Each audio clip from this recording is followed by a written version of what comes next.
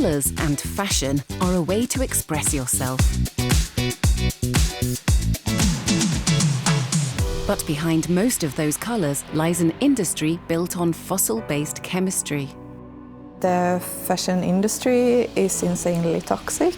In the textile industry, we are to 99% using fossil-based chemicals that are used at dye stuff.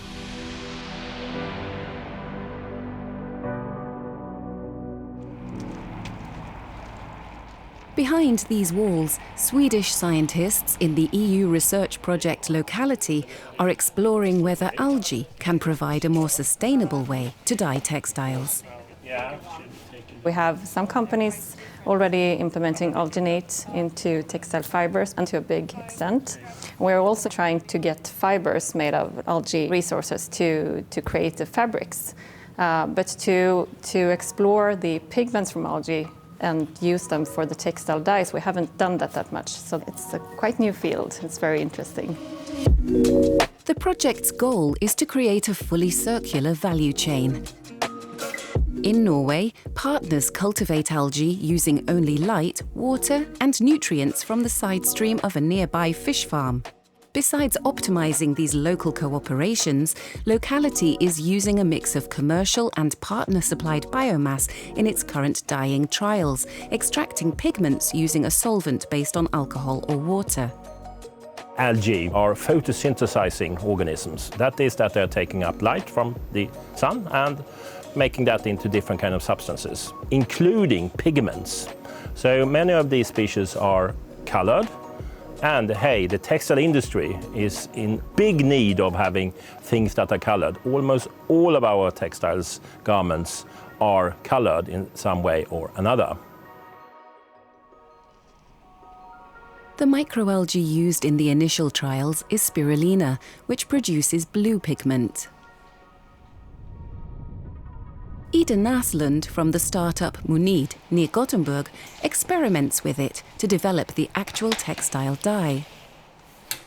We have for a long time worked in a two-step process, so we dye fabric and then we use an after treatment. But recently we were working towards the industry. We wanted to make it like a plug-in solution, easy to use. So we also investigated how we could do it as a one-step formulation, which we actually have made now. The pigment is mixed with binders to improve fixation, and then it is applied to the textile using various methods. So now we can see that the colors are spreading on the surface of the textile, which is a very good indicator that the fabric is absorbing the dye.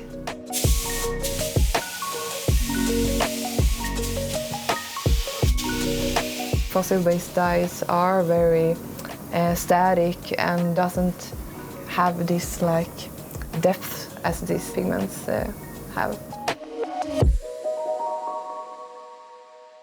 However, those initial small-scale trials must be approved and the dyes rigorously tested to prepare them for the textile industry. This is done at the University of Borås.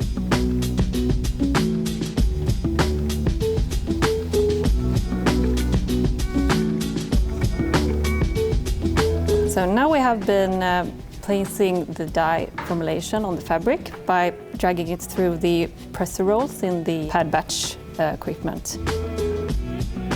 This step we have here is using the pressure for the dye to really sink into the fabric, so it helps getting the pigment into the fibers.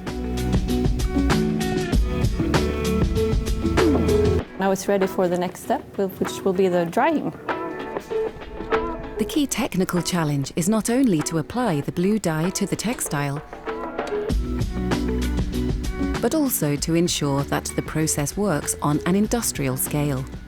Therefore, the drying process must be fast enough, and the shelf life of the dyed fabric must be tested.